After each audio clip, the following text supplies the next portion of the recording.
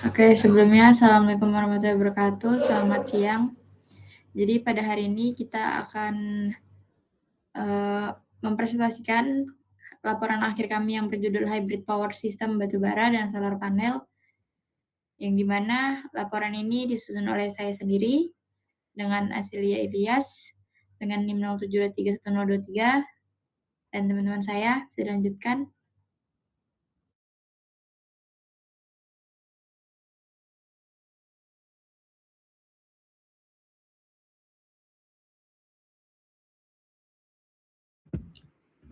Perkenalkan, saya Nabila Safa Alsira dengan NIM 08231046 dari Prodi Perencanaan Wilayah dan Kota. Perkenalkan, saya Tirza Paramita dengan NIM 15231054 dari Prodi Arsitektur. Jadi pada hari ini kami akan mempresentasikan hasil laporan akhir kami.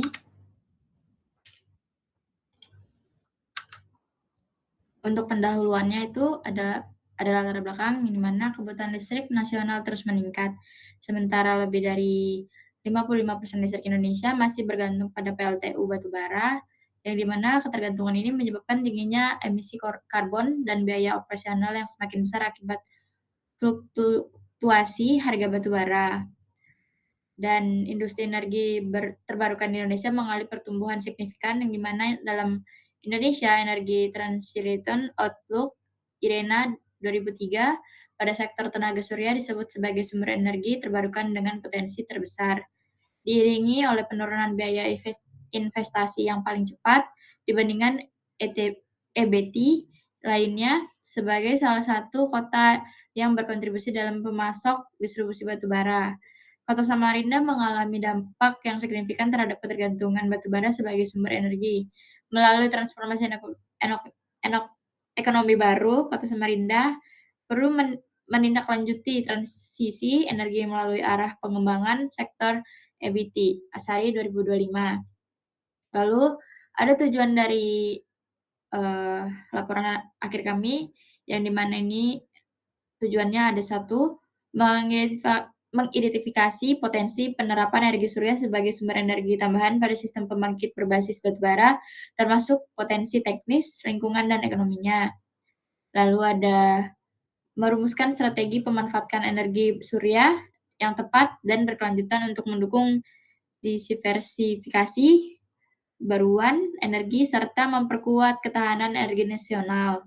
Lalu yang ketiga, ada menilai kelayakan penerapan sistem hybrid dari aspek teknis, operasional, lingkungan, dan ekonomi guna mendukung pengambilan keputusan dalam implementasi di masa depan. Lalu yang terakhir, ada menyusun rekomendasi pengembangan serta penerapan sistem pembangkit listrik hybrid sebagai bagian dari upaya mencapai target transisi dan energi dan komitmen penurunan emisi di Indonesia. Lalu selanjutnya ada identifikasi sumber daya dan pemanfaatan existing, yang di mana di sini berisikan sumber daya daerah, sumber daya existing, dan permasalahan dan kesenjangan. Yang di mana pada sumber daya daerah ini ada 3 poin, yang di mana sumber daya energi fosil, batubara, lalu ada sumber daya energi terbarukan, solar panel atau PLTS, lalu yang ketiga ada sumber daya infrastruktur energi, yang di mana masing-masing ini menjadi uh, daerah studi yang memiliki akses terhadap pasokan batubara pada energi sumber daya fosil, lalu pada sumber daya energi terbarukan, itu potensi energi di daerah studi cukup tinggi dengan intensitas radiasi matahari yang relatif stabil, di mana pada bulan Januari, Stasiun Meteorologi APT Paranoto Samarinda BMKG 2025. Lalu pada sumber daya infrastruktur energi, ini mendukung seperti jaringan transmisi dan distribusi listrik, yang di mana akses jalan menuju lokasi pemasangan dan ketersediaan lahan menunjukkan bahwa wilayah ini memenuhi syarat dalam pengembangan sistem pembangkit listrik hybrid. Lalu pada sumber daya existing-nya ada 3 poin, yang di mana pemanfaatan batubara sebagai pembangkit dasar, lalu pemanfaatan potensi energi surya, dan pemanfaatan infrastruktur kelistrikan. Yang di mana pada poin pertama ini PLTU batu bara existing-nya dimanfaatkan sebagai sumber daya utama baseload load karena memiliki kapasitas stabil dan mampu menghasilkan listrik secara berkelanjutan. Lalu pada poin kedua ada pemanfaatan energi surya, yang dimana energi surya ini berperan untuk mengurangi beban penggunaan batu bara pada siang hari, khususnya pada saat intensitas matahari yang tinggi. Pada pemasangan inverter, panel surya, dan sistem penyimpanan bila digunakan untuk memanfaatkan lahan yang telah tersedia. Lalu pada poin ketiga, pemanfaatan infrastruktur kelistrikan yang dimana jaringan listrik existing digunakan untuk mengintegrasikan dua sumber energi, batu bara dan solar panel, menjadi satu sistem hybrid. Fasilitas ini seperti gardu induk, jaringan distribusi, serta sistem proteksi dan monitoring yang dimanfaatkan untuk memastikan pembagian beban energi berjalan optimal. Lalu pada permasalahan dan kesenjangan ada 5, yang dimana yang pertama ada ketergantungan tinggi pada batu bara yang menyebabkan tingginya emisi karbon. Lalu yang kedua ada ketidakstabilan energi surya yang dimana akibat cuaca menyebabkan kesenjangan suplai listrik apabila tidak dimanajemen dengan baik. Lalu yang ketiga ada keterbatasan kapasitas integrasi PLTS yang memperlambat terobosan EBT. Lalu yang keempat ada biaya investasi awal yang tinggi. Lalu yang kelima ada efisien konversi yang berbeda, yang dimana ini menunjukkan perbedaan karakteristik sistem manajemen yang berbeda-beda pada masing-masing energi. Lalu pada pemetaan pembangunan daerah ini ada dan keterkaitannya dengan sumber daya, ada visi misi dan prioritas pembangunan daerah. Yang dimana pada visi Samarinda Maju untuk Kaltim Maju yang diwujudkan melalui 5 misi sebagai upaya strategi dalam rencana pembangunan jangka menengah daerah RPJMD Kota Samarinda tahun 2025 sampai 2029. Yang dimana ada 5 visi, yaitu 1. Mewujudkan sumber daya manusia SDM Samarinda yang unggul, berbudaya, dan berdaya saing.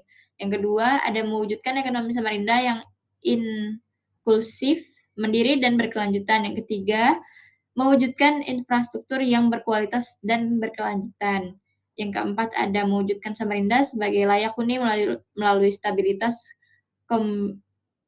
komoditas, ketahanan sosial budaya, dan ekologisnya. Lalu yang kelima, ada mewujudkan tata kelola pemerintahan inovatif, responsif, dan adaptif yang berintegrasi dan akuntabel. Yang dimana proyek hybrid sistem batubara dan solar panel ini masuk ke dalam misi ketiga. Dalam hal ini disebutkan bahwa perlu adanya kualitas infrastruktur yang ramah lingkungan dan agar dapat optimal dalam jangka yang sangat panjang. Pada program prioritas Samarinda ini, salah satunya melanjutkan hirilasi dan industrialisasi berbasiskan sumber daya alam (SDA), yang dimana dalam hal ini proses hilirisasi tidak terlepas dari PLTU atau PLTS yang menjadi pemasok dalam menyediakan energi proyek hybrid system, batubara, dan solar panel, menempatkan energi terbarukan sebagai bagian penting dan strategi pembangunan jangka yang panjang. Pada pemetaan sumber daya terhadap program prioritas ini, kami ada jenis dan potensi luang, lalu ada peran prioritas dalam pembangunannya. Untuk jenis ini kami ada 2, yaitu batubara dan matahari. Dalam potensi atau peluangnya itu pada batubara sebagai bahan bakar PLTU, lalu yang kedua ada meningkatkan pendapatan dengan kegiatan ekspor, lalu yang ketiga terdapat infrastruktur distribusi yang sudah tersedia. Lalu pada matahari, kami membuka lapangan pekerjaan baru, lalu ada juga ramah lingkungan dan dapat dilakukan dalam jangka panjang karena sumber daya tidak akan habis. Dalam peran prioritas pembangunan ini, pada jenis batubara itu ada 3, yaitu di mana mendukung ketahanan energi nasional melalui pemasok listrik base load. Lalu yang kedua ada meningkatkan perekonomian daerah dalam sektor pertambangan. Lalu yang ketiga ada mempercepat pembangunan industri energi. Pada peran prioritas pembangunan di jenis matahari ini kami ada 3 juga poinnya, yang dimana berkontribusi dalam pengurangan angka pengangguran. Lalu yang kedua ada mendukung transisi energi bersih dan penurunan emisi karbon secara bertahap. Lalu yang ketiga yaitu untuk menjamin berkelanjutan energi jangka panjang dan mendukung terobosan energi EBT. Untuk slide selanjutnya akan dilanjutkan oleh teman saya.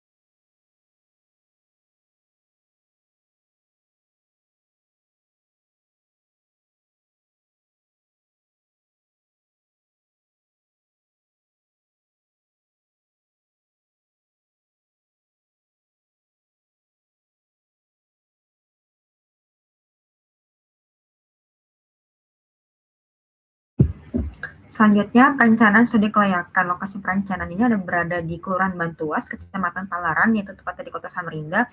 Lokasi ini kami tentukan berdasarkan rencana detail tata ruang atau RDTR Kota Samarinda, Kecamatan Palaran, yang memang lokasi tersebut diperuntukkan sebagai kawasan industri, sehingga lokasi proyek ini sesuai dengan pengembangan arah pemerintah daerah. Lalu adapun aspek manajemen organisasi ini disusun. Yang pertama, manajemen proyeknya adalah Asilia Ilyas, lalu lead engineer adalah Tirza Paramita, lalu pengujian administrasi proyek adalah saya yaitu Nadira Safalsira dan SPV Mekanikal, dan ketiganya merupakan yaitu Muhammad Fikri Apriliano. Next.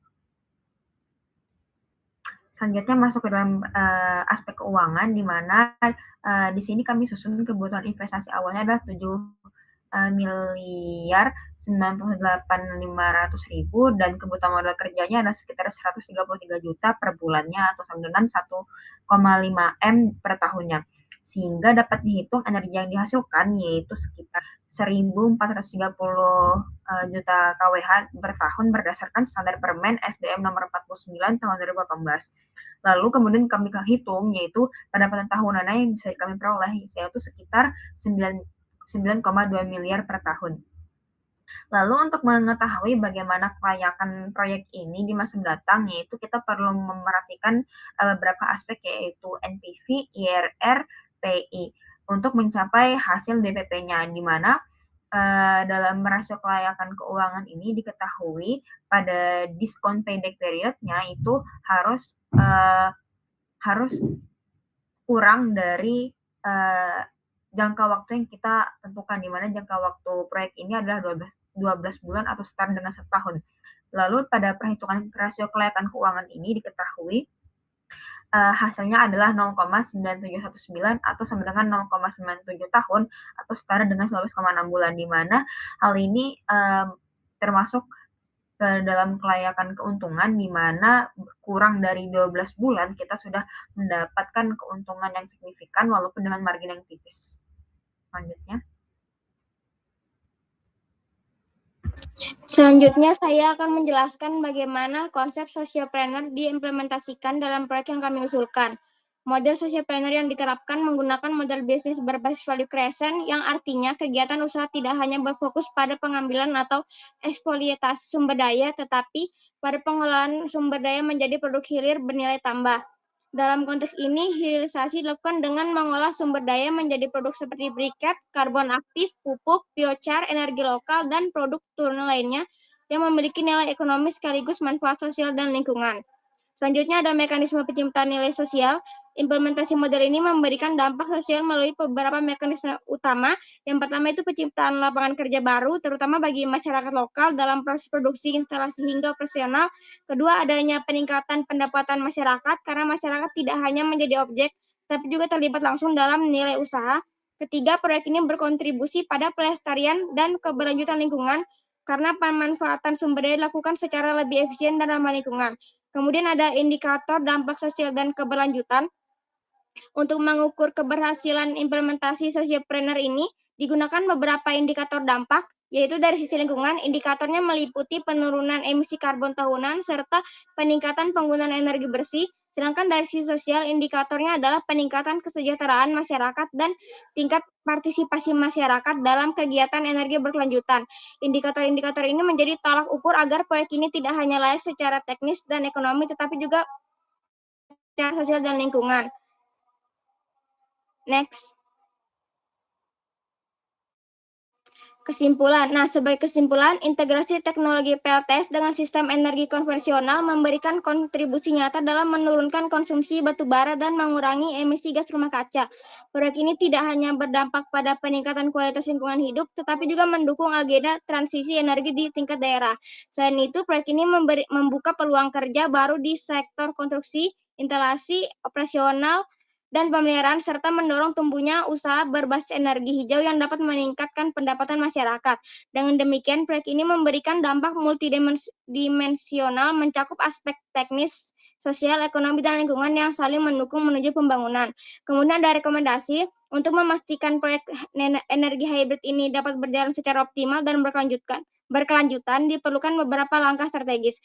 Pertama, pelatihan teknis bagi masyarakat lokal agar mereka siap terlibat di seluruh tahapan proyek. Kedua, perlunya kerjasama dengan mitra strategis untuk pengembangan teknologi dan pendampingan teknis secara berkelanjutan. Ketiga, penyusunan standar operasional proyek atau SOP untuk menjaga stabilitas dan keberlanjutan proyek. Selain itu, dukungan regulasi dan insentif sangat diperlukan untuk mempercepat transisi energi terbarukan, disertai dengan monitoring dan evaluasi berkala. Pengembangan model sociopreneur ini yang inovatif berbasis unit usaha lokal juga menjadi kunci agar masyarakat dapat berpartisipasi aktif dalam rantai nilai energi terbarukan. Next. Demikian pemaparan dari kami. Mohon maaf apabila ada salah kata. Wassalamualaikum warahmatullahi wabarakatuh.